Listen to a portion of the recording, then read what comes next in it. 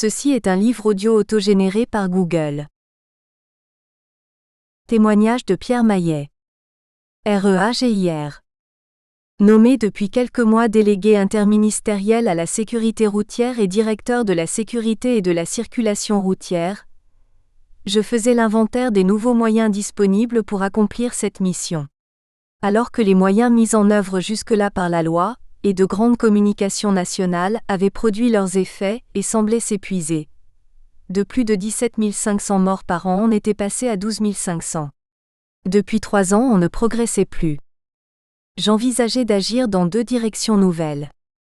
Racine carrée, la formation du conducteur, ce qui a conduit à l'apprentissage anticipé de la conduite à 16 ans. Racine carrée, mais surtout de décentraliser l'animation de la politique de sécurité routière au niveau de la proximité. Et pour cela, je pouvais compter sur la confiance que j'avais dans le réseau territorial de l'administration de l'équipement. Je venais d'amorcer un programme objectif -10%, cherchant à susciter attention et émulation à l'échelle territoriale des départements. L'idée était simple. Il s'agissait de faire un challenge des statistiques annuelles des accidents dans le département, en animant la communication et en réalisant des actions concrètes sur le réseau routier géré par les DDE ou par les villes avec un objectif de réduction de 10% dans les statistiques d'accidents. Mais aussi je cherchais à connaître ce que la recherche sur la sécurité routière avait à dire.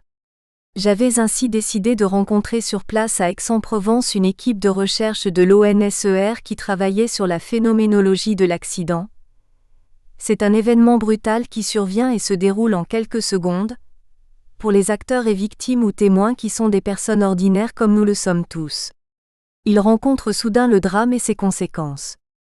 L'équipe de recherche animée par M. Fernandez intervenait à chaud, sur les accidents survenant sur le territoire relevant du CHU et du SAMU, pour effectuer une enquête permettant de reconstituer les circonstances et le déroulement de l'accident avec tous les facteurs impliqués, la mobilisation des secours et leur intervention dans la prise en charge médicale des victimes et les dommages à long terme y compris les conséquences familiales, afin d'avoir une vue complète sur l'accident et toutes ses conséquences. Les récits de ces reconstitutions m'avait frappé par la force dramatique de l'émotion que j'avais éprouvée. Au retour de ce voyage à Aix, j'étais décidé à m'engager et à faire partager par le plus large public cette émotion provenant de ce type de connaissance phénoménologique de l'accident, au bénéfice d'une conscience plus aiguisée des responsabilités et des risques de la sécurité routière. J'ai la mémoire précise de la réunion de travail que j'ai tenue dans mon bureau avec Jean-Paul Morel, mon adjoint, pour un premier débriefing de ce que j'avais ressenti à Aix, et voir comment la force émotive d'enquête comme celle-ci pouvait-elle être mise à contribution, pour que la communication en sécurité routière puisse émettre un message de vérité et de conscience à même de toucher chacun dans l'expérience intime de sa propre vie et de sa propre manière de conduire. Avec Jean-Paul Morel, devant notre paperboard, notre discussion portait sur le moyen de passer à l'acte où la force de l'émotion révélée par ce type d'enquête viendrait mobiliser la force d'agir, la force de réagir. Réagir. Nous en étions là. Et soudain, l'acronyme s'impose avec la force d'une évidence. Réagir par des enquêtes sur les accidents graves et des initiatives pour y remédier. C'est la naissance de l'idée. Il ne reste plus qu'à définir le projet. Racine carrée 10 000 accidents mortels ou graves par an, autant dire 200 par semaine, soit en moyenne 2 par département, donc autant de communications de proximité dans la presse quotidienne régionale. La méthodologie de ces enquêtes n'est pas celle de l'approche scientifique et doit s'adapter à un pragmatisme territorial, en mobilisant la compétence des corps de métier impliqués, gendarmerie, police, services de secours pompiers et SAMU, gestionnaire de réseaux routiers, réparation automobile et même de la pratique de la conduite. Racine carrée, les effectifs ne pouvaient qu'être des professionnels du territoire motivés et volontaires, car nous ne disposons pas de capacité de financement de leurs interventions. C'était donc une idée folle. Ça l'était d'autant plus que très vite, nous avons vu que notre idée se heurtait à une réalité incontournable, celle de l'enquête judiciaire qui faisait intervenir police ou gendarmerie sous le contrôle de la justice. J'ai tenté ma chance auprès du directeur général de la gendarmerie, qui m'a confirmé que c'était en effet tout à fait impossible de faire participer des gendarmes à une enquête autre que l'enquête judiciaire. Mais devant mon insistance, il m'a offert une chance de pouvoir effectuer une expérience avec des gendarmes à qui il permettrait de participer à cette deuxième enquête. Je n'ai jamais cessé de remercier M. Barbeau pour avoir permis cette expérience, telle qu'elle a pu se développer pendant plus de 20 ans.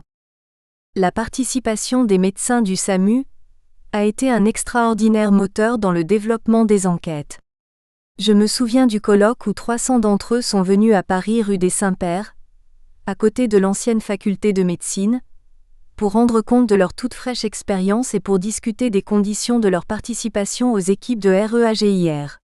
Le directeur général de la santé a pris la parole pour dire non à tout ce que les médecins demandaient. J'ai dû, comme délégué interministériel, contredire mon collègue et intervenir en disant qu'il le faisait déjà, démontrant que c'était possible. Il ne fallait pas que ces 300 médecins volontaires puissent repartir complètement découragés. Je veux dire ma reconnaissance et mon admiration pour le degré exceptionnel de motivation de l'équipe nationale de REAGIR, du réseau des formateurs qu'ils ont su recruter, et qui a permis de recruter et de former 6000 inspecteurs départementaux de la sécurité routière et aussi de certaines équipes territoriales qui ont su innover, inventer des communications créatives et des réalisations originales. Je veux les remercier pour la fécondité de leurs engagements et la qualité de leur coopération. Lorsqu'aujourd'hui on fait avec un peu de recul l'évaluation du programme REAGIR, on s'aperçoit qu'il a conduit à une diffusion à l'échelle nationale de nouveaux savoirs pragmatiques sur la conduite automobile et la maîtrise de ces risques qui est une référence renouvelée aussi bien pour la formation à la conduite que pour les communications de sécurité routière. Les progrès sont au rendez-vous. De 12 500 tués par an au lancement de REAGIR, nous en sommes à 3 000. Les porteurs de ce programme, qui n'ont pas cherché à s'en remettre à de nouvelles relances de niveau national, et ont fait preuve d'une remarquable résilience, peuvent être fiers de leur œuvre parce qu'elle compte dans l'atteinte de tels résultats. Pierre Maillet, délégué interministériel à la sécurité routière, 1982-1985. Témoignage de Pierre Graff. Garches. Hôpital Raymond Poincaré. Tous les directeurs de la sécurité et de la circulation routière se sont rendus dans cet hôpital qui soigne, avec d'autres beaucoup des grands accidentés de la route. On ne sort pas intact de ce genre de visite. Quand je suis arrivé à la tête de la DISR-DSCR, délégation interministérielle à la sécurité routière, direction de la sécurité et de la circulation routière, j'étais habitué, de par mes fonctions précédentes, à étudier et gérer des dossiers complexes. À la DISR-DSCR, j'avais vite compris que j'aurais plus que ma part de dossiers complexes. J'avais compris que pour espérer être efficace et convaincre, il fallait agir sur tous les leviers en même temps, définir une politique de résorption des points noirs routiers, améliorer la formation à la conduite, ce fut le lancement de la conduite accompagnée, améliorer la fiabilité des véhicules, ce fut le contrôle technique obligatoire, et enfin s'attaquer avec le permis à points au comportement de certains automobilistes, en particulier combattre les vitesses excessives et inadaptées. Je dois dire que sur tous ces sujets, le pouvoir politique s'est engagé résolument et beaucoup d'associations ont été un soutien constant et charismatique. De plus, la DISR-DSCR était par son organisation et les compétences qu'elle regroupait, assez bien adaptée à l'action. Mais à cette époque, le corps social était loin d'être unanime. La lutte contre les excès de vitesse était violemment contestée, même le port de la ceinture n'était pas admis par tous, beaucoup de lobbies se rebiffaient et voyaient dans les mesures en préparation une grave atteinte à leurs intérêts. Les oppositions semblaient par moments insurmontables. On était pris de vertige, voire de découragement. Mais il y avait cette visite à Garches. Il ne s'agissait pas de dossier. Il s'agissait de vies brisées. Il fallait avancer, coûte que coûte. Et c'est là que pour ma part, j'ai pris conscience que la DISR-DSCR disposait pour avancer, d'un atout maître, la politique locale de sécurité routière. Une sous-direction, dédiée aux actions interministérielles, disposait en son sein d'une équipe à laquelle appartenaient Madame Steinhardt et Monsieur Lebas, deux des co-auteurs de cet ouvrage, animés d'une foi inébranlable, regorgeant d'idées et prête à s'engager à fond dans la mise en œuvre d'actions locales. Il était clair qu'une grande partie de la solution était là, que la bataille devait absolument se gagner aussi et peut-être d'abord au niveau local. Là on pouvait faire prendre conscience de l'horreur de l'accident, ce qui n'était guère faisable au niveau national à cette époque de communication institutionnelle assez timorée. Là on pouvait décliner finement les orientations nationales, là on pouvait prendre des initiatives originales, là on pouvait dialoguer avec les collectivités territoriales, là on pouvait toucher la presse régionale, là enfin on pouvait étudier, analyser, comprendre les mécanismes de l'accident. C'est tout le développement de cette politique locale de sécurité routière que raconte ce livre. Lisez-le. Vous verrez comment, avec somme toute des moyens assez modestes, une équipe motivée, imaginative et intelligente a réussi à déployer sur le terrain une politique nationale et à l'enrichir considérablement par un foisonnement d'initiatives. Vous lirez non seulement des souvenirs, mais aussi un exercice fécond de retour d'expérience. Je voudrais souligner aussi la volonté d'entreprendre de cette équipe, qualité que l'on attribue parfois par préjugé au seul secteur privé. Une administration, traditionnelle à bien des égards, peut donc égaler les meilleurs sur ce point, en voici la preuve. Bravo aux rédacteurs de ce livre qui laissent ainsi une trace de cette belle aventure dont ils peuvent être fiers, et qui a fortement contribué à l'amélioration de notre sécurité sur les routes. Qu'ils servent d'exemple, qu'ils inspirent tous ceux qui aujourd'hui luttent contre les accidents de la route parce que, malgré les grands progrès accomplis, Garche est toujours là. En un mot, un grand merci pour ce livre-témoignage. Pierre Graff, délégué interministériel à la sécurité routière, 1987-1990. Témoignage de Jean-Michel Berard. L'amélioration de la sécurité routière, quels que soient les progrès restants à accomplir, est aujourd'hui une évidence. Ce succès est le fruit d'une prise de conscience progressive des usagers et d'efforts collectifs, qu'une politique publique cohérente et continue, au-delà des alternances démocratiques, a organisé depuis bientôt un demi-siècle, permettant de surmonter la résignation de l'opinion face à une prétendue fatalité et de démonter les manœuvres des lobbies et de leurs démagogues. Avec le recul, 2 éléments me paraissent avoir été déterminants à chaque étape importante de cette réussite. La volonté politique, voire l'engagement personnel des plus hautes autorités de l'État et une démarche concertée entre les acteurs concernés, qu'il s'agisse des différents ministères, des élus locaux, des agents économiques ou du secteur associatif. C'est sur ce volet partenarial que cet ouvrage se révèle aussi instructif qu'original. Maîtresse d'œuvre de la politique locale de sécurité routière, qu'elle aura incarné avec autant de loyauté professionnelle que de compétences techniques au sein de la DSCR pendant près de 30 ans, l'équipe animée par Françoise Steinhardt et Yvon Lebas manifeste une fois encore son esprit pionnier. Elle le fait non seulement par la pérennité de sa solidarité par-delà les échéances statutaires de la fonction publique, mais aussi par sa capacité à analyser une expérience, forte pour ceux qui y ont été associés, comme je l'ai été quelques années, et à la partager, notamment avec ceux qui ont aujourd'hui la charge d'animer des politiques d'intérêt général. Ceux-ci y trouveront des références utiles à leurs réflexions et à leurs pratiques, à défaut d'un exemple formellement transposable en un temps où l'empreinte de la décentralisation a substantiellement modifié le fonctionnement de la vie publique locale. La déclinaison territoriale d'une politique nationale est par nature placée sous le signe du pluralisme, et les thèmes évoqués dans le présent ouvrage portent la marque de cette diversité.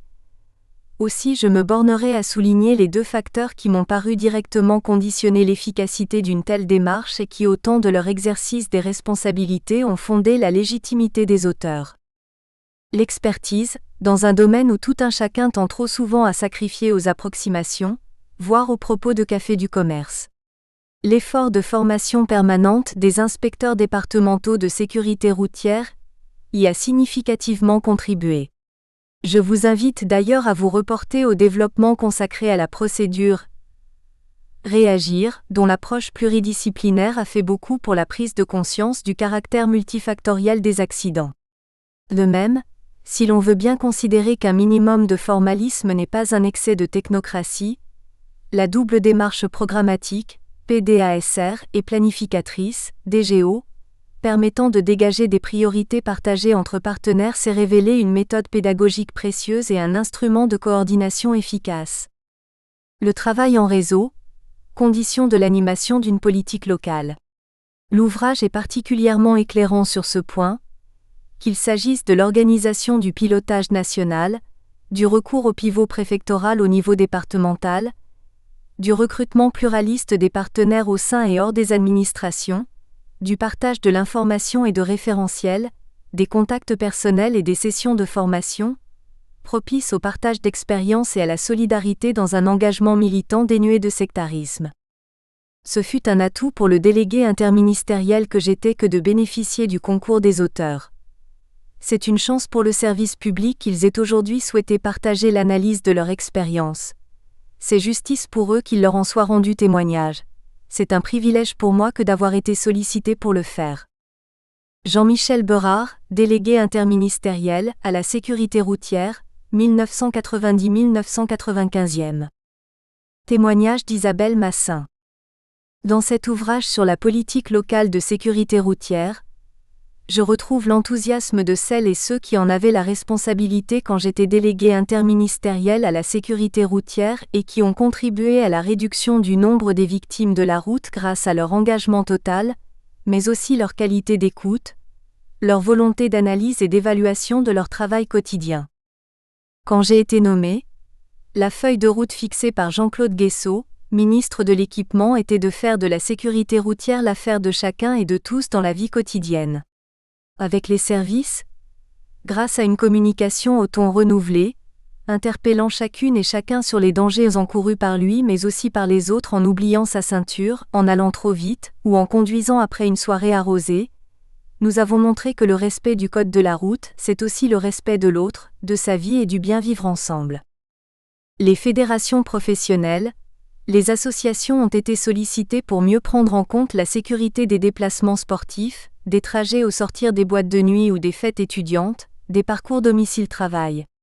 Les initiatives se sont multipliées grâce à des programmes comme La Belle Vie, la convention signée avec la Caisse nationale d'assurance maladie des travailleurs salariés. Les orientations nationales n'ont pris sens que par les réunions dans chaque département sous la houlette du préfet, des représentants des diverses administrations, des associations sportives, culturelles, de services à la personne.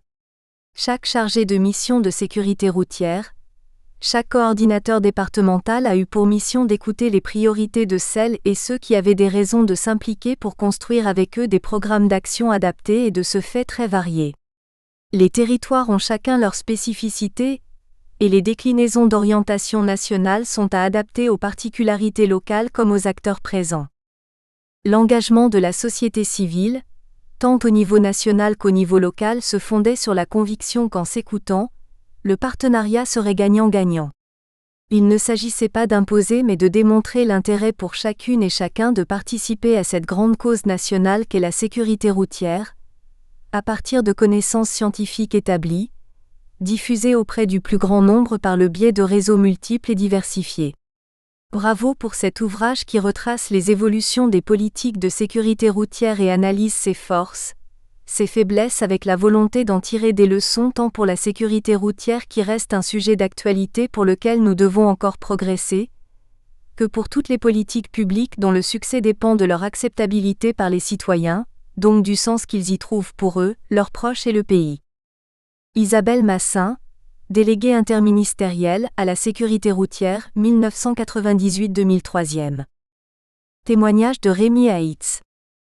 J'ai eu le rare privilège d'exercer la fonction de délégué interministériel à la sécurité routière, DISR, durant 4 ans, entre 2003 et 2007, alors que le président de la République de l'époque, M. Jacques Chirac, avait érigé cette cause en grand chantier de son second quinquennat.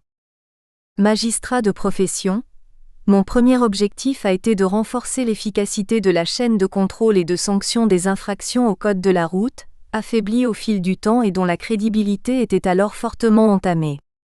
Il fallait revenir à un respect plus strict des règles, notamment sur les 3 plus grands facteurs d'accidentalité et de mortalité qui étaient et demeurent la vitesse, l'alcool et le non-port de la ceinture de sécurité.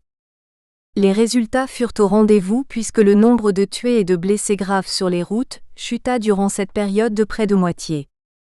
Je compris aussi très vite que si l'action sur le comportement des usagers était déterminante, elle devait concomitamment s'accompagner d'avancées sur la sécurité passive et active des véhicules, ainsi que d'améliorations sur les infrastructures routières.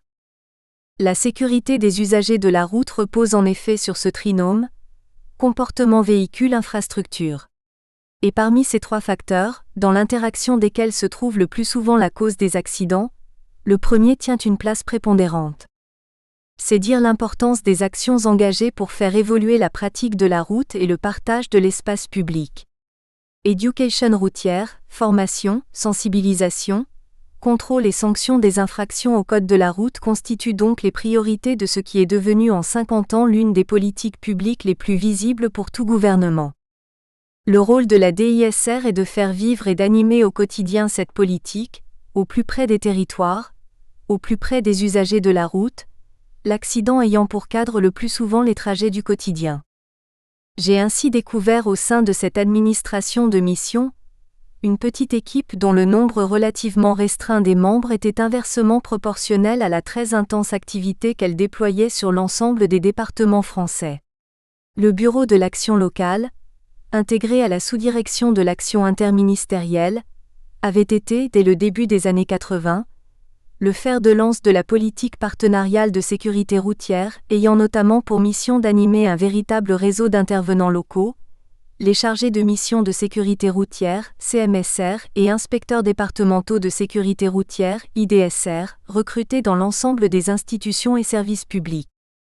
Grâce à l'implication d'efficaces coordonnateurs locaux, le plus souvent directeurs de cabinet des préfets, et à la mise en œuvre de plans départementaux de sécurité routière, de très nombreux projets ont ainsi pu voir le jour, soutenus par le monde associatif ou professionnel, dans tous les secteurs de la vie sociale.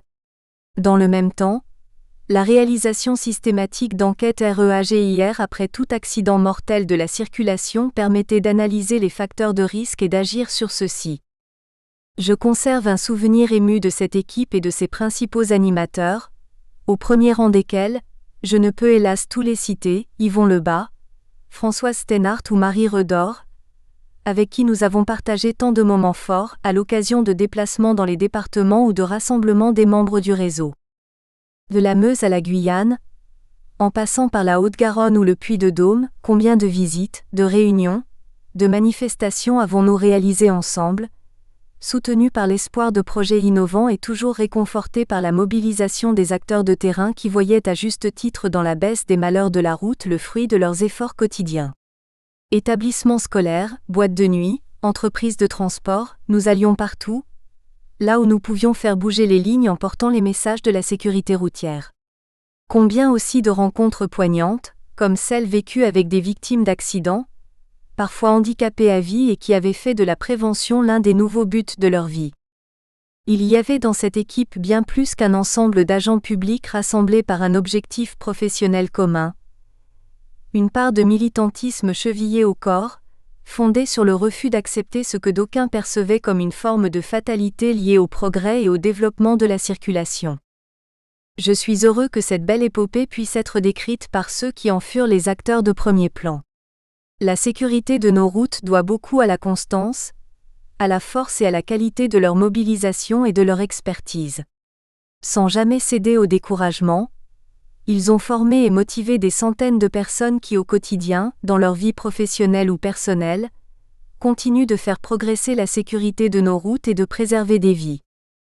Qu'ils trouvent dans ces quelques lignes l'expression de la sincère reconnaissance d'un témoin de ce que fut leur extraordinaire engagement au service de cette grande cause.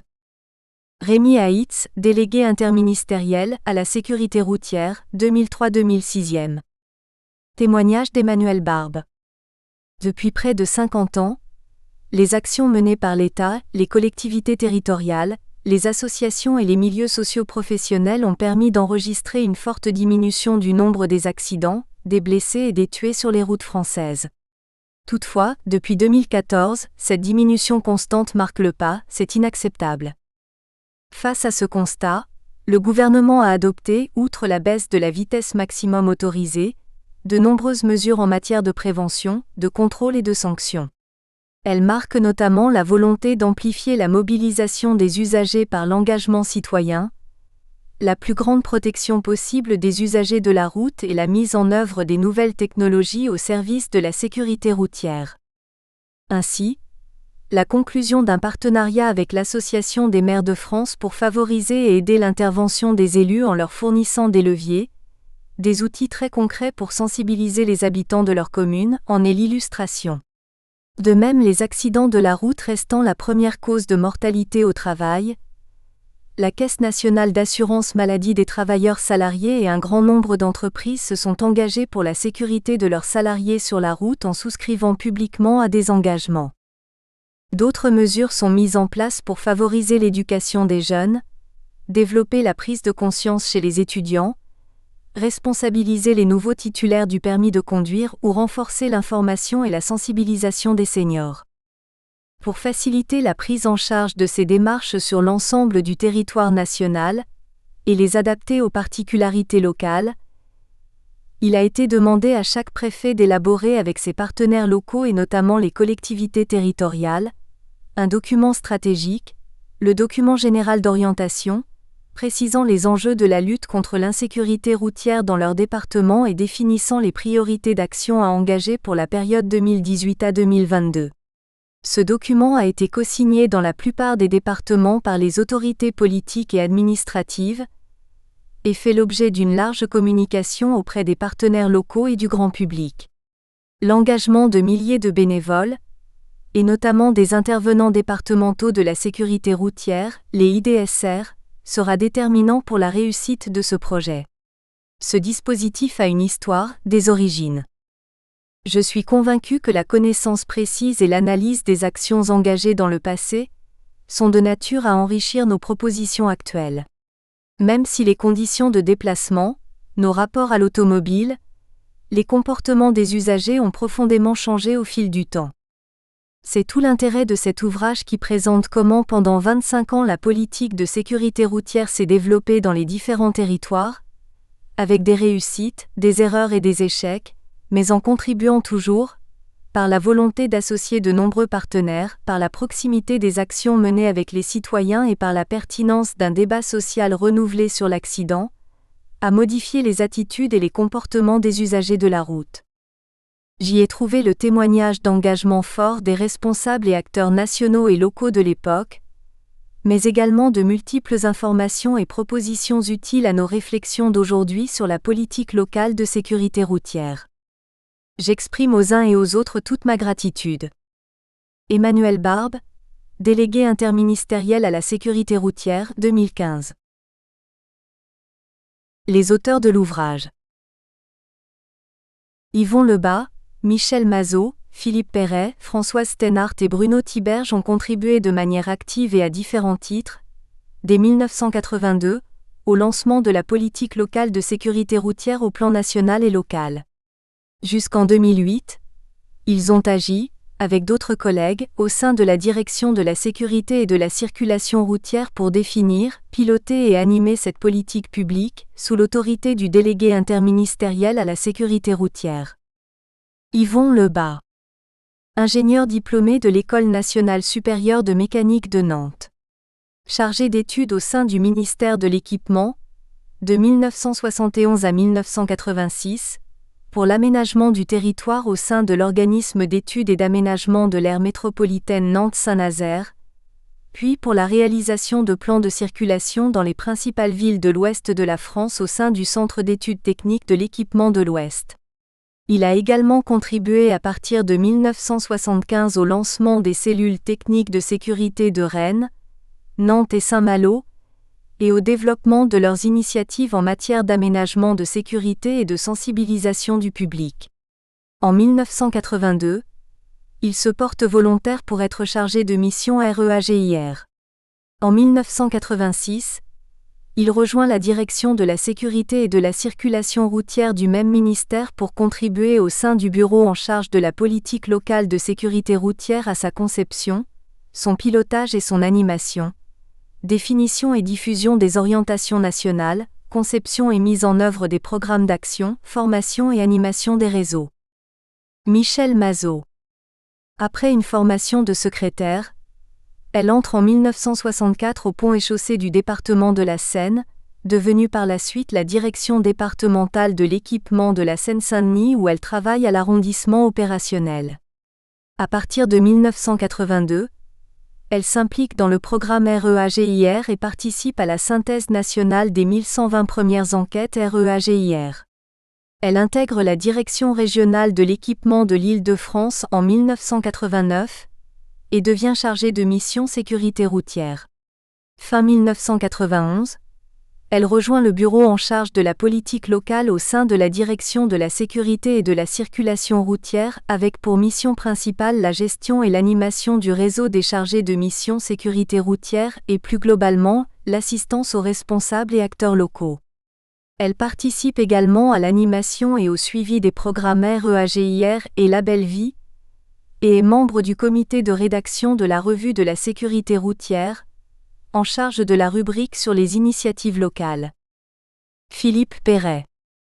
Géographe de formation, il intègre le Centre d'études des transports urbains du ministère de l'Équipement en 1976 en tant que chargé d'études sur les problématiques transport et urbanisme.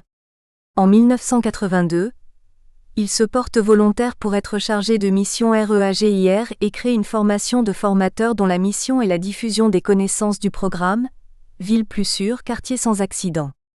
En 1990, il rejoint la direction de la sécurité et de la circulation routière pour contribuer au sein du bureau en charge de la politique locale à sa conception, à son pilotage et à son animation. Puis, en 1994, il codirige avec la police et la gendarmerie le Centre national d'information routière et en 1997, il est en charge des campagnes nationales de la sécurité routière au sein de la sous-direction de la communication.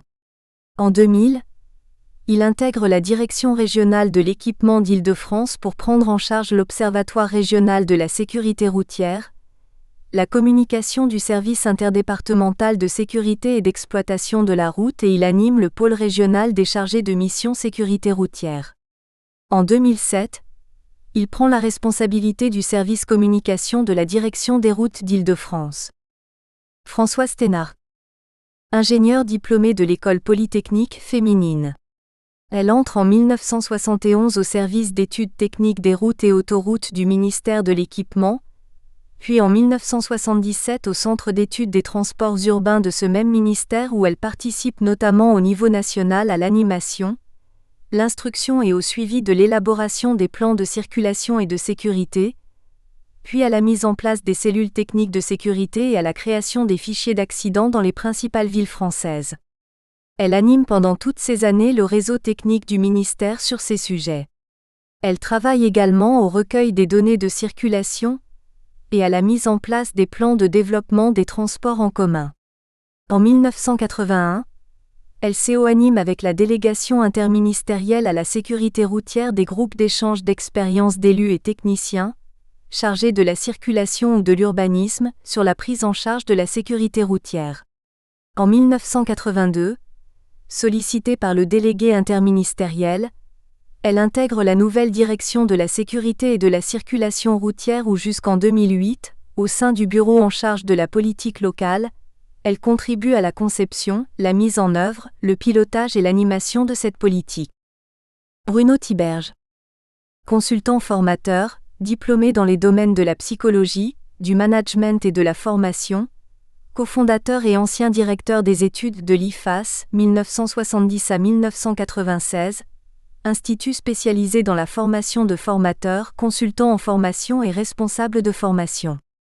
Il intervient depuis 1970, sur les plans français et européens, comme consultant formateur et formateur d'acteurs de la formation, dans les champs de l'ingénierie de dispositifs de formation et de gestion des compétences, de la formation, communication, interculturel, management, animation de groupe, études résolution de problèmes, conduite de projet, pédagogie, évaluation, etc.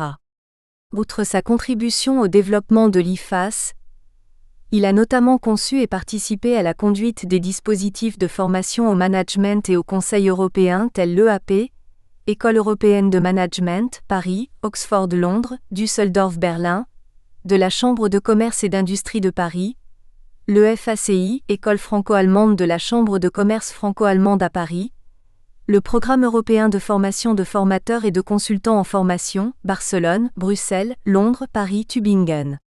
Il a par ailleurs réalisé de nombreuses interventions de conseil et de formation auprès d'entreprises publiques et privées, et d'administrations de l'État. C'est notamment à ce titre qu'il a contribué à la politique locale de sécurité routière dont il est question dans cet ouvrage. Inscrivant sa pratique dans une posture de praticien-chercheur, il a publié divers articles relatifs aux problématiques rencontrées dans l'exercice des métiers de la formation et dans la formation de formateurs en France et en Europe. Il a dirigé la rédaction d'un ouvrage collectif, La question des compétences sociales et relationnelles, point de vue de praticien, édité chez l'Harmattan en 2007. Une introduction à la lecture. La politique locale de sécurité routière. La politique nationale de sécurité routière, initiée au plus haut niveau de l'État, est une politique publique à part entière dont le problème à résoudre est clairement identifié dès 1969. Comment réduire le nombre, jugé trop élevé, des accidents et des tués sur la route en France? C'est un problème politique de dimension collective pour lequel les pouvoirs publics font preuve, au cours des années, d'une volonté forte et permanente et mettent en place un dispositif de pilotage dédié. Un ensemble de décisions et d'activités cohérentes sont mises en œuvre. Elles touchent aussi bien la réglementation des véhicules, l'aménagement des infrastructures, la réglementation des comportements et leur contrôle, la formation, l'éducation et la sensibilisation des usagers, l'organisation des secours et des soins. C'est à la fin de l'année 1981 et en 1982 que l'État décide de franchir une nouvelle étape dans la lutte contre les accidents de la route, en visant une véritable mobilisation sociale par le développement de la prise en charge de la sécurité routière au plan local. La mise en œuvre d'une politique de sécurité routière prenant en compte les caractéristiques des accidents et les spécificités de chaque département est confiée au préfet. La politique locale, principal objet de cet ouvrage, est un élément de la politique publique nationale, au même titre que d'autres politiques sectorielles, comme la politique d'aménagement des infrastructures, la politique de contrôle des infractions ou encore la politique de communication sur la sécurité routière. Dans l'ouvrage, sous cette appellation de politique locale sont regroupées les politiques départementales pilotées par les préfets avec leurs partenaires locaux, ainsi que son pilotage et son animation par le niveau national. Un témoignage, une contribution. Cet ouvrage se veut d'abord un témoignage sur la politique locale de sécurité routière et sa mise en œuvre en France, telle que les auteurs l'ont vécu du début des années 80 jusqu'en 2008, et qui fut pour eux une formidable aventure humaine. Il est né d'un désir collectif de rendre hommage à l'engagement des responsables et des acteurs nationaux et locaux, qui ont contribué à réduire sensiblement le nombre des tués sur les routes de France. Il correspond aussi au souhait de laisser une trace sur le dispositif et les méthodes déployées afin de les rendre disponibles, et dans sa dernière partie, au-delà de cette politique spécifique, de proposer quelques recommandations, quelques repères, voire quelques pistes à l'intention de ceux qui se préoccupent ou ont en charge des politiques publiques. Et ce faisant, mutualiser, partager, susciter des échanges, capitaliser les savoirs et savoir-faire. Les auteurs espèrent aussi que cet ouvrage collectif constituera à sa manière un élément de la reconnaissance que les acteurs locaux de la sécurité routière ont bien mérité. La méthode de travail. Le regard proposé dans cet ouvrage résulte d'une construction dans l'après-coup, qui peut comporter des biais liés aux possibles avatars de la mémoire, à une information incomplète et à une difficulté de retourner sur le terrain. Les auteurs, d'abord acteurs de terrain et d'action, ont choisi un processus de pensée qui articule étroitement action et réflexion sur l'action, en 6 phases. Tout d'abord, la collection des faits, l'analyse des résultats de cette politique, l'explication de ceux-ci, la formulation de propositions, si c'était à refaire dans les conditions de l'époque et induction finale, au-delà de cette politique spécifique, quelles recommandations pouvoir retenir en règle générale pour la conduite d'une politique publique nationale territorialisée. L'organisation et le contenu de l'ouvrage en sont le reflet et le résultat. Lors de la rédaction de l'ouvrage, les redites entre les différentes parties ont été évitées autant que faire se peut. Mais il a été nécessaire parfois d'aborder à nouveau certains éléments déjà évoqués, pour la globalité d'une analyse ou d'une démonstration. Le contenu de l'ouvrage. L'ouvrage sur la politique locale est organisé en 4 grandes parties. La première partie traite de l'histoire de la politique locale de sécurité routière pour la période durant laquelle les auteurs en ont eu la responsabilité, tout en évoquant ce que furent les prémices de cette politique entre 1970 et 1981. 5 périodes majeures sont abordées successivement, en mettant en valeur les éléments jugés les plus importants dans la mise en œuvre de la politique locale. Les auteurs ont fait le choix de ne pas traiter les années qui ont suivi l'année 2008, année de la fin de leur activité dans le domaine de la politique locale de sécurité routière.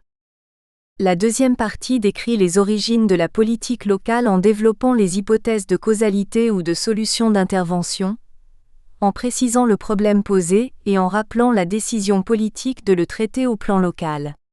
Les valeurs essentielles ayant contribué à la structuration de cette politique sont également développées.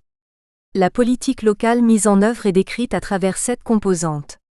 Une analyse détaillée de chacune d'entre elles est réalisée pour en dresser un bilan, en indiquant ce qui a fonctionné, ce qui n'a pas ou moins bien fonctionné, ainsi que les difficultés rencontrées dans leur mise en œuvre.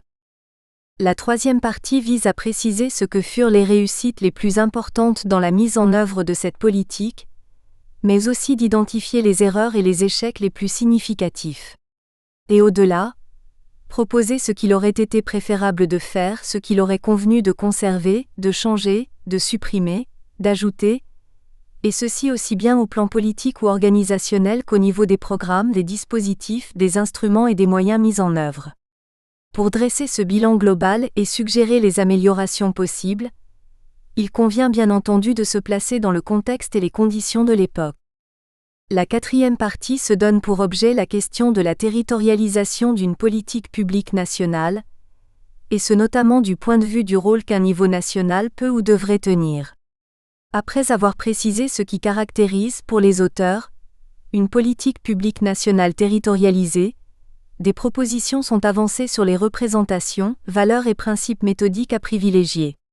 Enfin, des recommandations et suggestions concrètes sont formulées sur la conception et la mise en œuvre de cette politique, notamment dans ses dimensions de pilotage et de gestion, de mobilisation des acteurs et enfin de facilitation de la territorialisation. En complément de ces 4 parties, 7 annexes permettent de donner un fil conducteur à l'ouvrage avec une table des matières annexe 1, de mieux se comprendre en précisant les abréviations utilisées annexe 2, de mieux se situer grâce à des repères chronologiques et à une liste des grandes décisions ayant impacté la politique locale de sécurité routière annexe 3 et 4, de présenter l'enquête REAGIR culte 305A4L annexe 5, et enfin de donner les sources annexe 6. La documentation recueillie par les auteurs dans le domaine de la sécurité routière a été mise à disposition de la délégation à la sécurité routière du ministère de l'Intérieur et peut y être consultée. Son contenu global est précisé en annexe 7. Il convient de préciser que dans cet ouvrage, le nombre de tués dans les accidents corporels de la circulation correspond au nombre de personnes décédées, du fait de l'accident sur le coup ou dans les 6 jours après l'accident jusqu'en 2004 et sur le coup ou dans les 30 jours après l'accident à partir de 2005, définition internationale. Enfin, cela va sans dire, mais cela va encore mieux en le disant, les opinions, analyses et suggestions proposées dans cet ouvrage n'engagent que leurs auteurs. Aujourd'hui, comme hier, ils sont toujours disponibles pour en débattre. Plusieurs façons d'aborder l'ouvrage pour y trouver le maximum d'intérêt et de plaisir. L'ouvrage vise un lectorat assez large, constitué à la fois des responsables et acteurs nationaux et locaux impliqués dans la politique de sécurité routière et de tous ceux qui s'y intéressent ou s'impliquent dans la conception et la mise en œuvre d'une politique publique. Avec des centres d'intérêt et des angles de lecture qui peuvent être assez différents. Le réseau sécurité routière qui a participé à la lutte contre les accidents de la route entre 1982 et 2008, trouvera sans aucun doute beaucoup d'intérêt à revisiter les grandes étapes de la politique de sécurité routière, à y resituer leur propre parcours et réveiller ainsi de bons souvenirs. Du plaisir aussi à partager, discuter, toujours à l'aune de leur propre expérience, les analyses proposées quant à la mise en œuvre des programmes, l'animation des réseaux, la richesse des partenariats, la diffusion des informations. Et laisser la boîte à souvenirs s'entrouvrir sur le programme REAGIR, ses enquêtes, la douleur des familles de victimes d'accidents, l'enthousiasme collectif pour faire reculer la mortalité sur les routes. Ou encore ces débats passionnés pendant les séminaires de chargés de mission. Ou encore. Et enfin d'approuver ou non ce que les auteurs ont qualifié de réussite, d'erreur ou d'échec. Et même imaginer ce qu'il faudrait faire si c'était à refaire. Celles et ceux qui ont actuellement en charge le pilotage et l'animation de la politique de sécurité routière au plan national ou local, décèleront peut-être dans la description et l'analyse des actions engagées dans un passé pas si lointain, des éléments susceptibles de compléter, conforter ou infléchir leurs propres pratiques. Les responsables et acteurs d'autres politiques publiques, actuelles ou futures, trouveront dans l'historique de la politique locale de sécurité routière et dans l'analyse de son contenu à travers ses principales composantes, des éléments descriptifs et des bilans concrets et précis sur sa conception et sa mise en œuvre. Autant d'éléments adaptables, transférables ou non, dans leur propre pratique. La dernière partie de l'ouvrage leur permettra aussi d'analyser et compléter leur dispositif, dans le cadre plus théorique de la conception et la mise en œuvre d'une politique publique nationale territorialisée. L'ouvrage écrit avec un souci de précision et de justesse comporte aussi une dimension historique, qui pourra sûrement intéresser historiens et chercheurs dans le domaine des politiques publiques.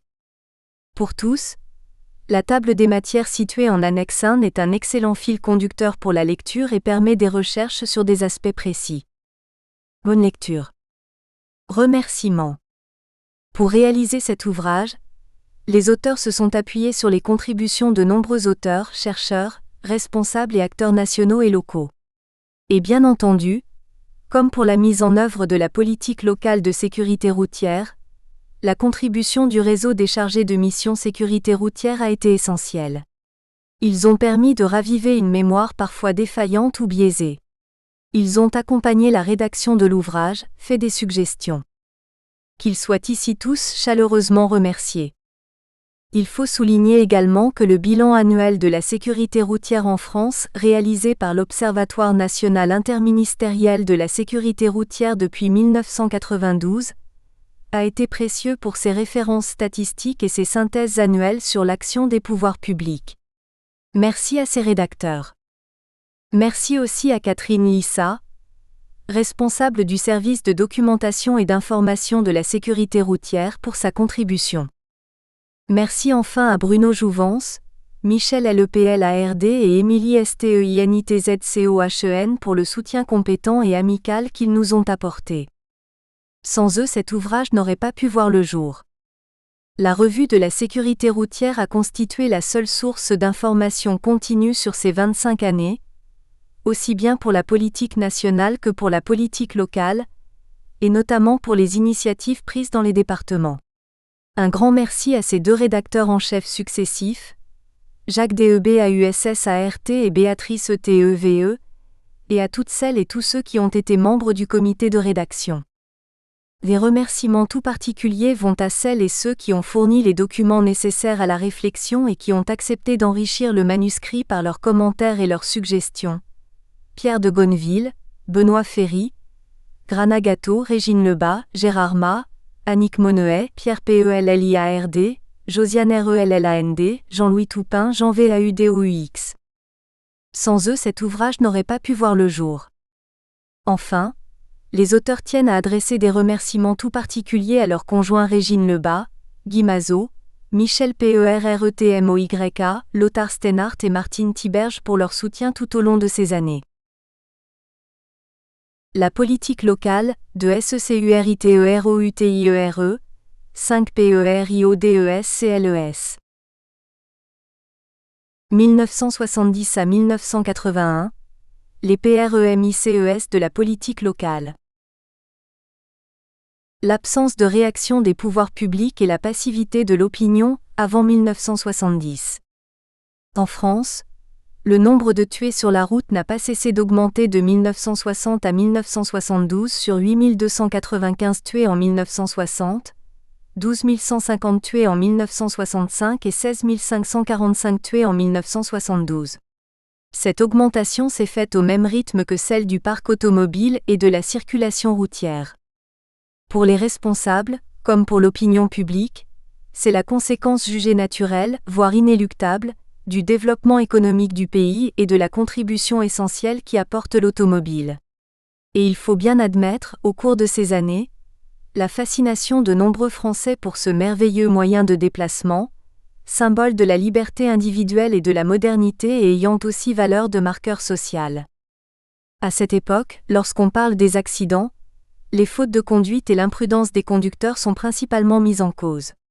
Christian Gerondeau, délégué à la sécurité routière de 1972 à 1982, écrit dans son ouvrage « La mort inutile », le fait que presque toujours une faute de conduite puisse être mise en évidence fournit apparemment à l'opinion publique l'explication dont elle a besoin et la dissuade de seulement s'interroger sur les actions à entreprendre. La déclaration du président de la République, Georges Pompidou, visitant le salon de l'automobile en octobre 1969, est caractéristique de cet état d'esprit. Ce n'est pas la vitesse qui tue, mais la maladresse des conducteurs et le non-respect du code de la route. Ajoutant comme une fatalité, que voulez-vous, les Français aiment la bagnole. Cette période est donc profondément affectée par l'absence de réaction des pouvoirs publics et de l'ensemble de la société. Certes, quelques mesures importantes sont prises. Ainsi, en 1954, la vitesse maximale en agglomération est fixée à 60 km/h et la recherche d'une consommation d'alcool dans le sang du conducteur est autorisée en cas d'accident grave. L'obligation d'enseigner, dans les écoles, les règles de sécurité relatives à la circulation datent de 1957. En 1959, une ordonnance permet de sanctionner la conduite en état d'ivresse. Et c'est une loi qui permet en 1965 le dépistage, par l'air expiré, de l'imprégnation alcoolique des conducteurs lors d'infractions graves. Mais ces mesures, trop limitées et dont l'application est très mal contrôlée, ne permettent pas d'enrayer la progression du nombre de morts sur la route.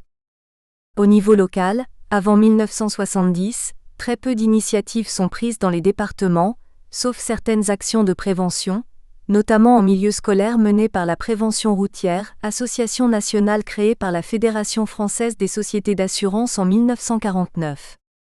Cette association regroupe ses adhérents dans des comités départementaux à partir de 1950, crée des pistes d'éducation routière animées par les forces de police et de gendarmerie et organise chaque année une semaine nationale de l'éclairage et de la signalisation des véhicules. Il faut aussi souligner l'action de quelques directions départementales de l'équipement, qui se lancent dans l'étude et le traitement de lieux d'accumulation d'accidents dits points noirs sur le réseau routier. Et surtout, en 1957, la première unité mobile médicalisée pour les secours aux accidentés de la route est créée à Salon de Provence, rejointe rapidement par de nombreuses implantations similaires dans les grandes villes françaises. Le premier service mobile d'urgence et de réanimation, SMUR, est créé à Montpellier en 1967 et le premier service d'aide médicale d'urgence, SAMU, à Toulouse en 1968. L'engagement politique et les décisions structurant l'action publique au plan national, à partir de 1972. La progression continue du nombre de tués sur les routes, avec ses bilans catastrophiques des week-ends de Pâques, de la Pentecôte ou de la Toussaint, entraîne des prises de position de plus en plus fortes des associations et des médias et une réaction des responsables politiques. Le Conseil économique et social engage en 1969 une étude globale relative aux problèmes de l'insécurité routière, avec une approche fondée sur la méthode de rationalisation des choix budgétaires qui débouche sur le rapport Ternier. Ces analyses et propositions, étayées par le bilan économique, sont présentées en 1970 à l'ensemble des organismes publics et privés concernés, lors d'une table ronde présidée par le Premier ministre Jacques Chaban-Delmas. L'accident est reconnu comme le résultat d'un dysfonctionnement du système à 3 dimensions, l'homme, le véhicule, l'environnement et de leur interaction. Les propositions concernent aussi bien la réglementation et les contrôles, la formation des conducteurs, l'infrastructure, les véhicules, les secours et l'information des usagers. À partir de ces réflexions, il est décidé en 1970 de créer une mission interministérielle, rattachée au Premier ministre, pour coordonner l'action des administrations concernées et lancer les premières actions prioritaires avec pour objectif de descendre en dessous de 15 000 tués en 1975.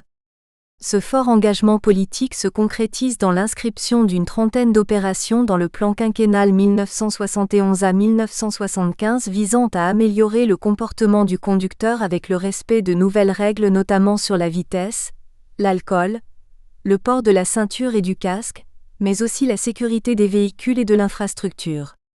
La réalisation du programme autoroutier est accélérée, et un programme d'équipement des axes routiers est lancé dès 1973.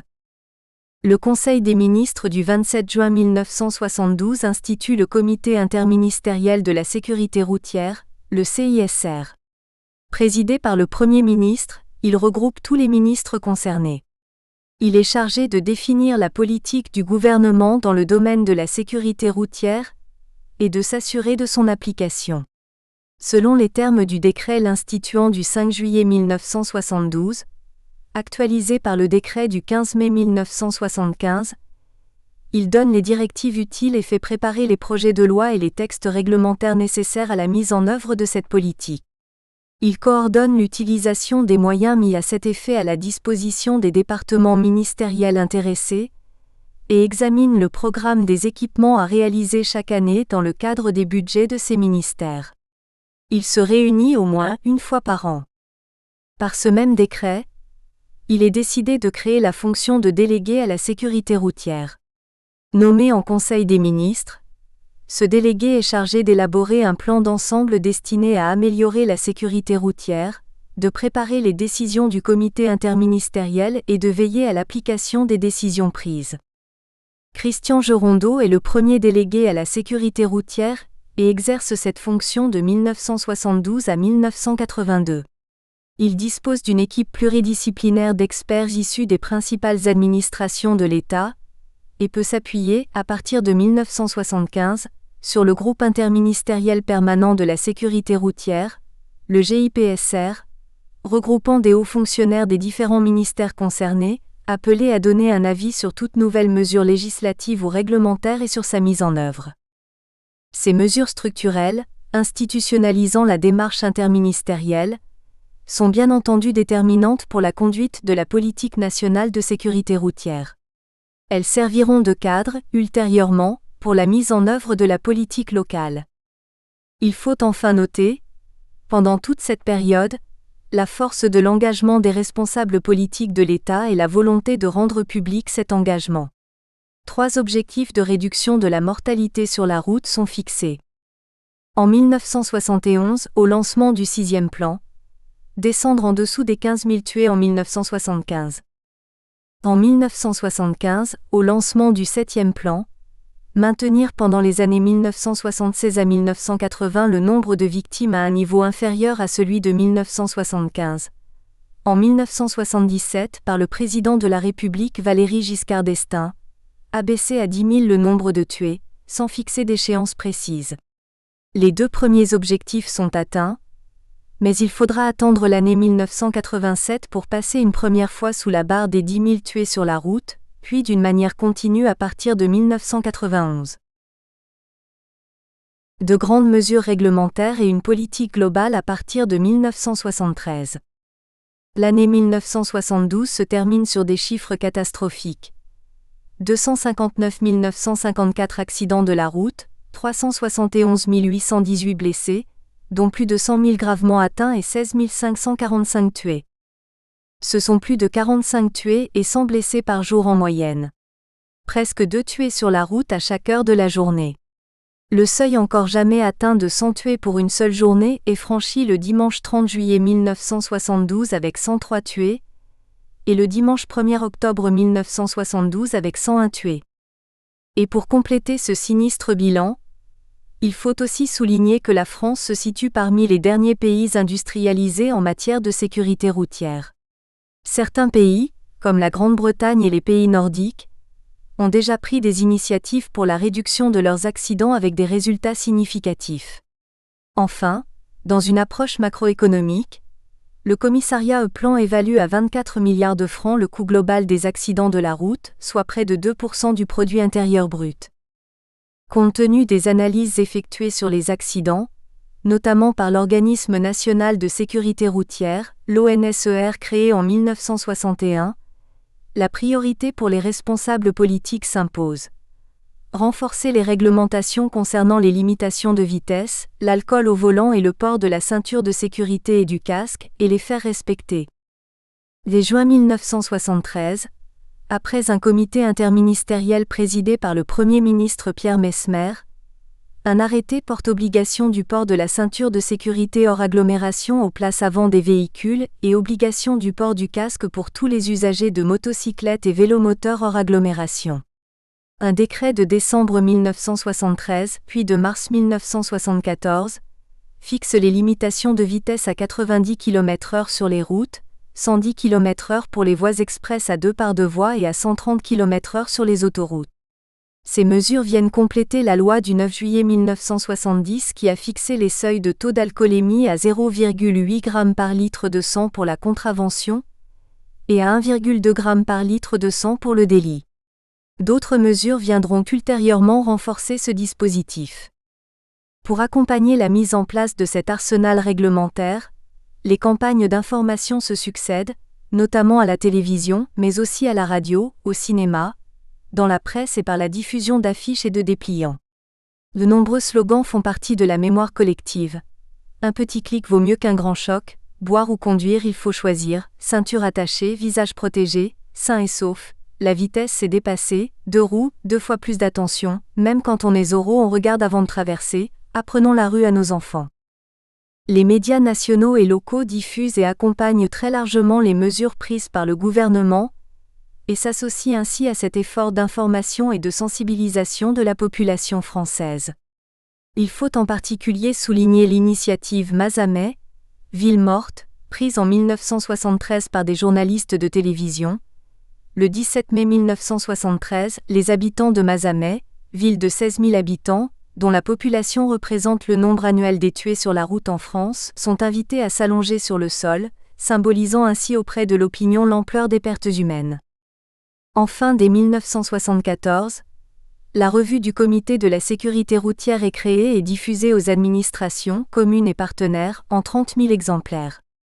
Elle relaie bien sûr les messages du délégué à la sécurité routière, mais apporte aussi des éclairages statistiques, réglementaires et techniques, des regards sur la politique menée dans d'autres pays.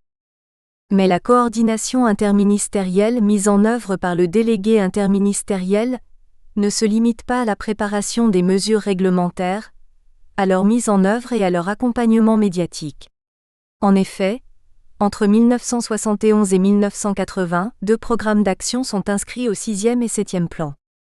Dotés de crédits pluriannuels, 1 milliard de francs pour le 7e plan, ils permettent de mettre en place une véritable politique globale sur la sécurité routière comprenant le développement du programme autoroutier, la réalisation de plans de circulation dans les villes, le renforcement des contrôles et des sanctions, le développement des SAMU et l'enseignement des règles de sécurité routière aux enfants. Les résultats sont à la mesure de l'ensemble des actions engagées durant cette période, avec une très forte diminution des accidents et des tués sur la route. 16 545 tués en 1972, 11 953 tués en 1981. Les prémices de l'organisation départementale et communale, et les premières initiatives d'action locale. Dans une circulaire au préfet du 13 février 1973, Pierre Messmer, Premier ministre, affirme avec force que le département est le cadre normal d'exécution des décisions nationales en matière de sécurité routière et que le préfet y assure le pilotage, l'impulsion et la coordination générale en s'appuyant sur son directeur de cabinet. À partir de 1979, la coordination est confiée à un délégué départemental à la sécurité routière, le plus souvent le directeur de la réglementation ou le directeur de la protection civile à la préfecture. Afin que la politique nationale produise ses pleins effets, le gouvernement suscite la mise en place d'instances spécifiques à la sécurité routière au plan départemental et communal. Une commission départementale de la circulation et de la sécurité routière est créée début 1974, dans chaque département, avec en son sein un comité départemental de sécurité routière. placé sous la responsabilité du préfet, est composé des représentants des administrations concernées et de concours extérieurs, comme les communes et des associations. Ce comité est chargé de proposer toutes les mesures nécessaires pour diminuer le nombre et la gravité des accidents. Il favorise toute initiative publique et privée, et bien entendu, relaye les campagnes menées au niveau national. Les initiatives des comités portent essentiellement sur la stimulation et la coordination de l'action des services de l'État, sur les actions d'infrastructure, de contrôle et d'organisation des secours. Des initiatives originales, mais encore très ponctuelles, sont cependant prises en matière de prévention et de communication dont la revue du Comité de la sécurité routière se fait l'écho. Par ailleurs, le constat que 60% des accidents corporels de la circulation et 40% des accidents mortels se produisent en milieu urbain, conduit le gouvernement, en avril 1973, à préconiser la mise en place de cellules techniques de sécurité routière dans les agglomérations de plus de 100 000 habitants. Présidées par l'élu en charge de la circulation, elles sont composées notamment des services techniques municipaux et des services de police. Il s'agit là aussi, mais sous la responsabilité du maire, de définir une politique d'ensemble en s'appuyant sur une analyse des accidents, de suggérer les travaux d'aménagement nécessaires et des directions d'intervention pour la police de la circulation et enfin d'assurer l'information du public. Dès 1973, de telles cellules techniques se sont mises en place dans des communes déjà sensibilisées comme Rennes, Metz, Avignon, Ivry-sur-Seine, Nantes, Lille, Lyon, Saint-Malo, Mulhouse, Besançon, Toulouse. Les cas des villes de Rennes et de Metz sont souvent cités en exemple pour leur organisation très rigoureuse et la qualité et la diversité des actions engagées. Le pilotage est effectué par un adjoint au maire. Une petite équipe technique est dédiée à la sécurité routière. Une cellule regroupe différents services de la municipalité. La voirie pilote de la cellule, le service éducation et le service information et aussi, la police, les pompiers, la direction départementale de l'équipement, des associations et des experts, en fonction des besoins, comme l'Organisme national de sécurité routière ou le Centre d'études techniques de l'équipement. Les actions, définies chaque mois, sont nombreuses. Traitement des points noirs, organisation des circulations, aménagement spécifique aux usagers les plus fragiles, avis sur les permis de construire et les zones d'aménagement, sans oublier les actions de sensibilisation du public. Enfin, il faut rappeler que la quasi-totalité des villes de plus de 20 000 habitants adhèrent à la procédure des plans de circulation, engageant ainsi une réflexion globale sur la place offerte à chacun des moyens de déplacement et sur le partage de l'espace dans la cité entre les automobiles, les deux roues, les piétons et les transports collectifs. L'analyse des conditions de sécurité pour chacun d'entre eux est un critère important dans le choix entre les différentes solutions d'organisation proposées. Pilotage, impulsion et coordination par les préfets de département, engagement des communes, initiatives concrètes rassemblant différents acteurs locaux, la politique locale est en marche. 1982 à 1986, la mobilisation, l'émergence des actions de PROXIMITE. Deux comités interministériels fondateurs de la politique locale de sécurité routière, en 1981 et 1982. La politique nationale mise en œuvre à partir de 1972 a donné des résultats immédiats, avec une forte diminution du nombre de tués de 16 545 en 1972 à 13 327 en 1974, montrant ainsi la pertinence des mesures réglementaires prises. Mais, le nombre de tués sur la route stagne autour de 13 000 jusqu'en 1977, puis de 12 000 jusqu'en 1982. Dès juillet 1981, inaugurant l'autoroute Poitiers-Bordeaux, le Premier ministre Pierre Mauroy déclare « Je ne peux pas traiter de la route sans évoquer le dramatique problème de la sécurité. » Avec plus de 12 000 tués en 1980, c'est encore à une véritable hécatombe que l'on assiste. Outre les souffrances et les deuils individuels, il s'agit d'une lourde charge pour la collectivité. Les résultats de nos voisins européens sont, dans ce domaine, meilleurs. Après quelques progrès sensibles, les bilans ne s'améliorent plus. Il est donc essentiel d'engager un nouvel effort de persuasion, d'incitation, d'information et, car c'est inévitable, un renforcement des contrôles. Peu après, il annonce la tenue d'un prochain comité interministériel. Il se tient le 19 décembre 1981 et Pierre Mauroy, en présence de 15 ministres, dont Gaston Defferre, ministre de l'Intérieur et de la Décentralisation et Charles Fitterman, ministre des Transports, fixe comme objectif une réduction d'un tiers du risque routier dans les 5 ans à venir. Après avoir constaté les limites de l'aménagement des infrastructures qui favorisent souvent la vitesse et des réglementations difficiles à contrôler avec les moyens existants, Pierre Maillet, le nouveau délégué interministériel à la sécurité routière nommé en avril 1982, conclut qu'il n'y a pas de recette technique pour atteindre l'objectif gouvernemental. La seule chance d'y parvenir, selon lui, est de proposer une politique fondée sur l'intense mobilisation des différents acteurs, les conducteurs bien naturellement, mais aussi très fortement, les services publics et les organisations concernées par la gestion générale de la circulation, d'inventer une autre pratique sociale et de travailler à partir des territoires. Le comité interministériel de la sécurité routière se réunit à nouveau, le 13 juillet 1982. Le Premier ministre insiste sur la nécessité, pour franchir une nouvelle étape dans la lutte contre l'insécurité routière, de mettre en place un dispositif de prévention renouvelé. Il s'agit de provoquer une véritable mobilisation de l'ensemble du corps social et rechercher une prise en charge renforcée des problèmes de sécurité routière par les collectivités territoriales et des services publics locaux, en les associant aux objectifs gouvernementaux. Le comité interministériel décide le principe et la mise en œuvre de 2 programmes d'action. REAGIR et Objectif -10%. La détermination des responsables nationaux et locaux est encore renforcée par le terrible accident de Beaune, survenu le 31 juillet 1982 sur l'autoroute A6 et faisant 53 morts, dont 48 enfants partant en vacances, suite à un carambolage entre plusieurs véhicules et autocars. REAGIR. Une interpellation, un programme de mobilisation sociale. Après une courte phase d'expérimentation dans 12 départements, Pierre Mauroy adresse une circulaire au préfet le 9 mai 1983 qui cadre précisément les objectifs et le contenu du programme REAGIR. Le gouvernement a décidé de réagir contre la banalisation de plus de 12 000 morts par an sur la route, contre la résignation du corps social devant cette forme d'insécurité. Le programme REAGIR réagir par des enquêtes sur les accidents graves et par des initiatives pour y remédier, consiste en l'obligation de réaliser sur chaque accident mortel ou très grave, une enquête technique, distincte de l'enquête judiciaire, destinée à établir les circonstances, rechercher les facteurs ayant conduit à l'accident, formuler les hypothèses les plus vraisemblables de son déroulement et proposer des mesures de prévention appropriées.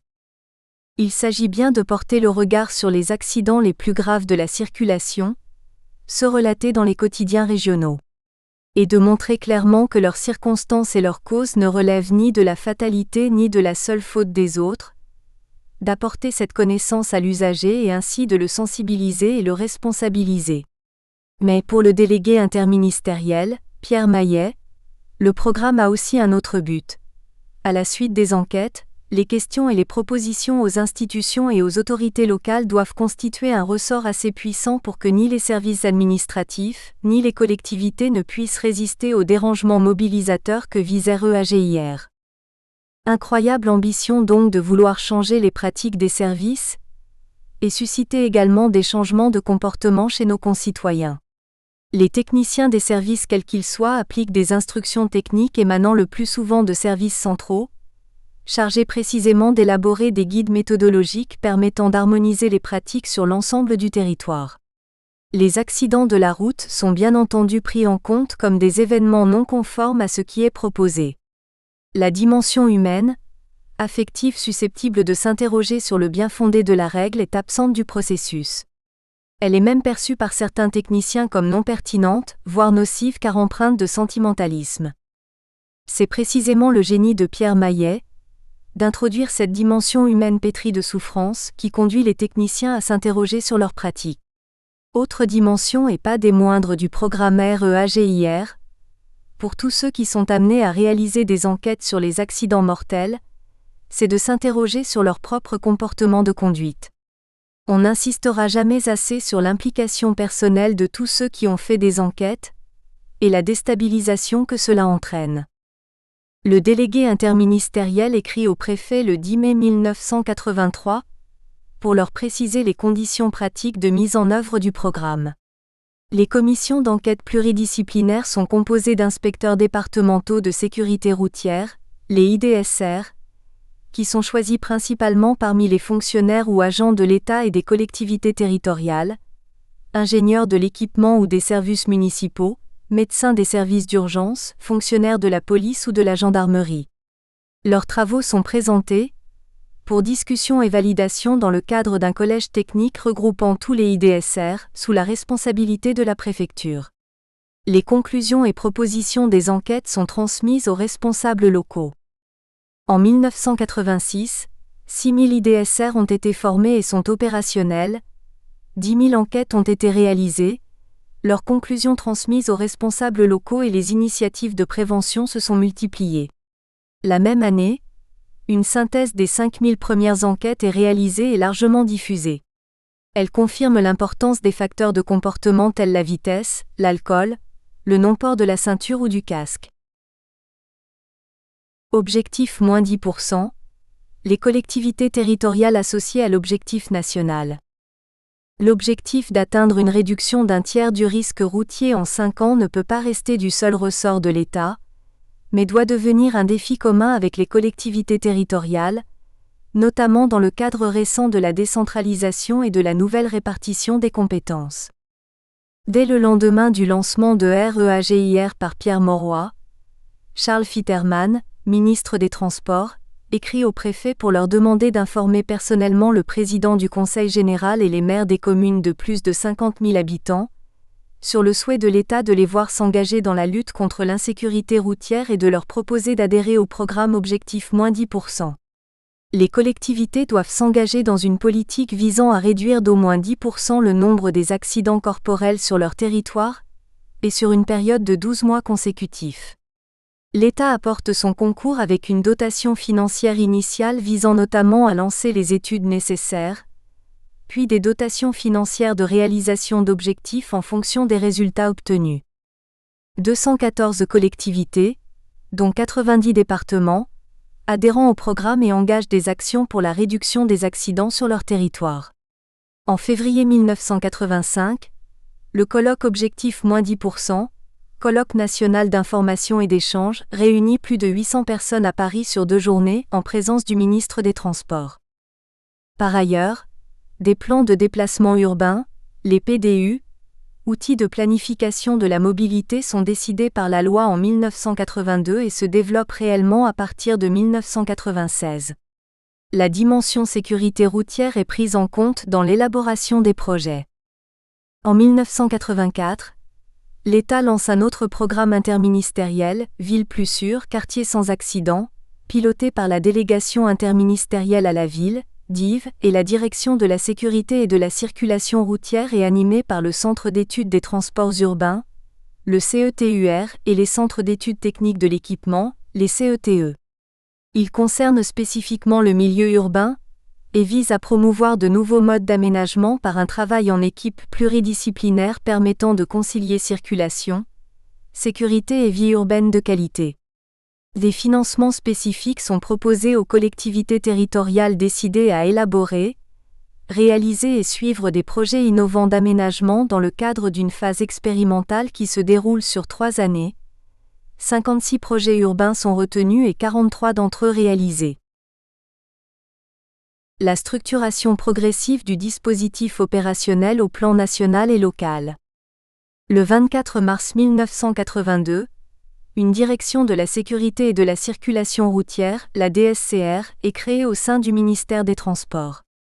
Elle a en charge de promouvoir la sécurité routière et de définir les conditions générales de circulation sur l'ensemble du réseau routier et autoroutier, en race campagne et zone urbaine. À ce titre, elle assure les relations avec les usagers de la route, définit les conditions de formation et d'aptitude des conducteurs et en assure le contrôle, et est chargée de la réglementation concernant la construction des véhicules. Elle est aussi chargée de la réglementation relative à la circulation routière et, sur le réseau national, des opérations et des équipements de sécurité ainsi que de l'exploitation de la route. Enfin, Elle anime les politiques contractuelles d'incitation à la sécurité routière avec les collectivités territoriales. Au sein de cette direction, une mission de l'animation territoriale est créée et chargée, en priorité, de mettre en œuvre les programmes REAGIR et Objectif -10%. Cette mission deviendra en 1985 le Bureau des programmes interministériels. Un décret du Premier ministre du 21 avril 1982 étend la liste des ministères participant au Comité interministériel de la sécurité routière et modifie le décret de 1975 en transformant le titre de délégué à la sécurité routière en délégué interministériel à la sécurité routière. Pierre Maillet est nommé délégué interministériel à la sécurité routière et directeur de la direction de la sécurité et de la circulation routière, en avril 1982. Le cumul de ces deux fonctions ouvre une capacité d'action nettement accrue. Le préfet, à l'époque dénommé commissaire de la République, est confirmé dans ses fonctions de pilotage et d'animation de la politique de sécurité routière dans son département et est invité à s'appuyer pour son animation sur l'un de ses plus proches collaborateurs, son directeur de cabinet ou le secrétaire général de la préfecture. Pour le fonctionnement du programme REAGIR, il lui est demandé de désigner un coordinateur administratif, qui prendra rapidement le titre de coordinateur REAGIR. Enfin en 1986, pour pallier la suppression en 1982 de la Commission départementale de la circulation et de la sécurité routière créée en 1974, une commission départementale de la sécurité routière est mise en place dans chaque département. Elle doit être le point de convergence de tous les intervenants publics et privés impliqués ou susceptibles de l'être dans la définition, la mise en œuvre, le suivi et l'évaluation des actions de sécurité routière. Elle doit être aussi un lieu d'échange, de concertation et de coordination avec les collectivités territoriales, notamment celles engagées dans le programme Objectif -10%. Ses attributions portent sur l'analyse des accidents et plus particulièrement l'examen des conclusions des enquêtes REAGIR, sur la politique de prévention et de communication. La formation initiale et l'animation, moteur du dispositif. Pour la première fois au niveau de l'État et en l'absence d'une structure interministérielle adéquate, la création d'un réseau de formation, d'assistance conseil et d'animation, interministériel et pluridisciplinaire est imaginée pour aider à la mise en place du programme REAGIR et assurer la formation des futurs IDSR en charge des enquêtes. Il est constitué, fin 1982, de 55 chargés de mission REAGIR recrutés à temps partiel auprès des services concernés. Ingénieurs du ministère de l'Équipement ou des collectivités territoriales, médecins anesthésistes des SAMU, officiers de la police nationale. Le pilotage, la formation, l'animation et la gestion de ce groupe de chargés de mission sont sous la responsabilité de la mission de l'animation territoriale de la Direction de la sécurité et de la circulation routière. Elle met en place début 1983 une formation-action de 5 semaines pour les chargés de mission REAGIR, avec l'appui de l'Institut de la Chambre de commerce et d'industrie de Paris, IFAS, spécialisé dans la formation d'acteurs de la formation, formateurs, consultants, responsables, débouchant dans une construction collective sur la conception et la mise en œuvre de la formation initiale des IDSR. La formation des chargés de mission permet de constituer un réseau pluridisciplinaire motivé et compétent, avec des valeurs essentielles partagées, comme le respect des personnes et des organismes, l'acceptation de la différence, l'écoute et la disponibilité, le partage des connaissances. De cette formation résulte une adhésion forte à l'objectif de réduction du nombre de tués sur la route, et à la démarche proposée. Conçue pendant cette formation initiale des chargés de mission, la formation des futurs IDSR peut être déployée dès avril 1983, sous la forme d'un colloque de 2 jours organisé de manière pluridisciplinaire et avec les mêmes concepts. Formation motivante, recherche de l'adhésion, acquisition des connaissances et compétences nécessaires à la réalisation des enquêtes, intégration dans le réseau sécurité routière, partage des valeurs essentielles, mise en œuvre de méthodes pédagogiques actives. Un dispositif d'animation du réseau des chargés de mission est mis en œuvre par la mission de l'animation territoriale. Il se concrétise notamment par un système d'information privilégié et l'organisation d'un séminaire annuel les regroupant dans leur totalité pendant une semaine. L'émergence des actions de proximité favorisant le débat social. Entre 1983 et 1986, la réalisation de 10 000 enquêtes REAGIR et l'engagement concret de plus de 200 grandes collectivités territoriales dans le programme Objectif-10% débouchent sur de nombreuses actions de sécurité routière sur l'ensemble du territoire.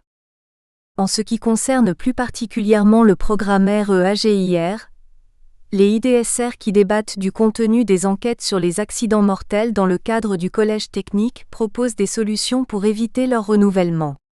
Le cadre proposé permet l'expression libre, le débat et la confrontation des idées, l'échange des expériences et permet également des propositions innovantes. Fortement sensibilisés, car directement confrontés aux drames humains lors de l'analyse concrète des accidents et au cours des entretiens avec les victimes et leurs familles, les IDSR sont très nombreux à vouloir s'impliquer dans des actions de prévention. Leurs propositions émises après chaque enquête ou après un travail de synthèse sur plusieurs enquêtes sont transmises aux chefs des services déconcentrés de l'État et aux collectivités concernées, pour une prise en charge concrète.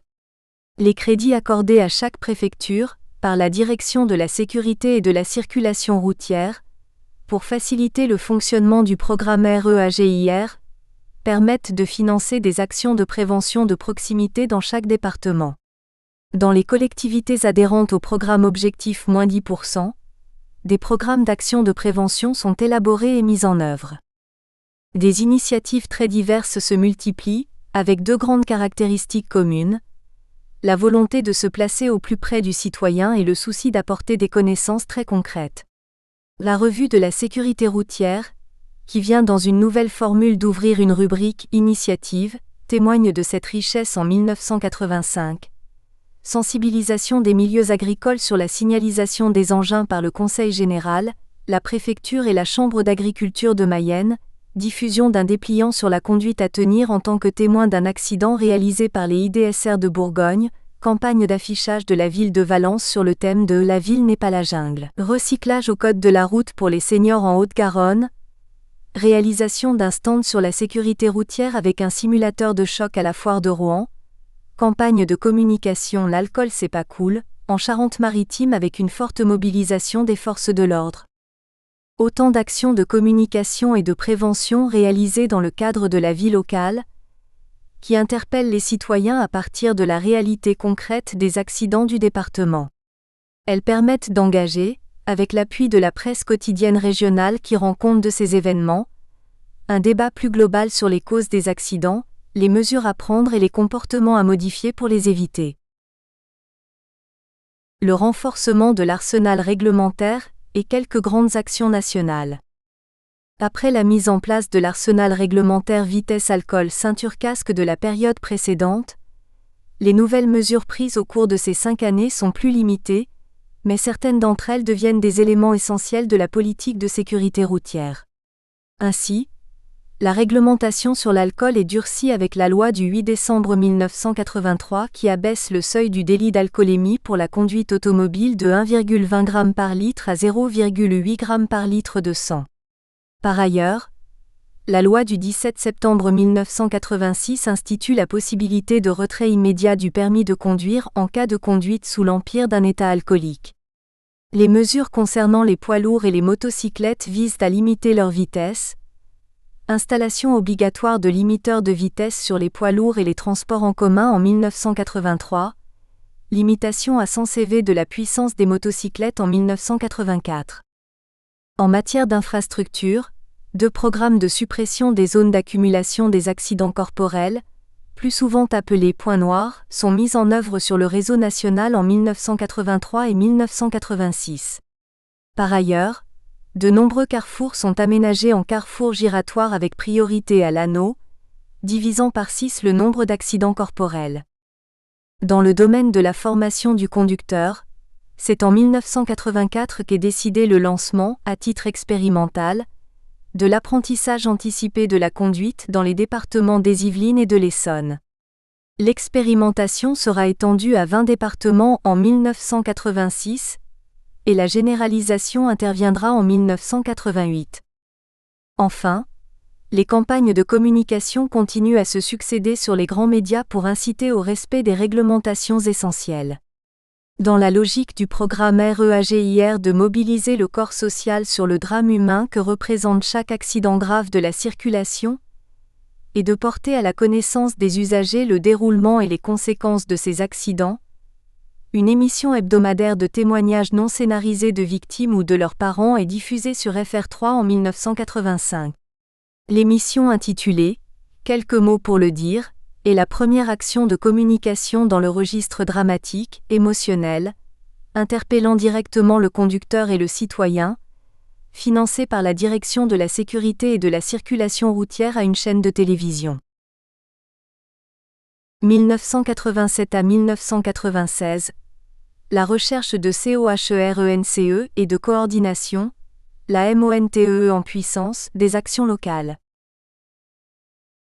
Le lancement des plans départementaux d'action de sécurité routière en 1987. Constatant une augmentation de près de 5% du nombre des morts sur la route en 1986, après une longue période de diminution, le comité interministériel réuni le 11 février 1987 sous la présidence de Jacques Chirac, Premier ministre, décide de mettre en œuvre des mesures importantes afin d'améliorer la qualité de la formation du conducteur et de renforcer les contrôles et les sanctions. Dans le souci de favoriser la prise en charge de la sécurité routière au niveau Nous espérons que vous avez apprécié cet aperçu. Pour continuer à écouter ce livre audio sur Google Play Livres, utilisez le lien dans la description de la vidéo.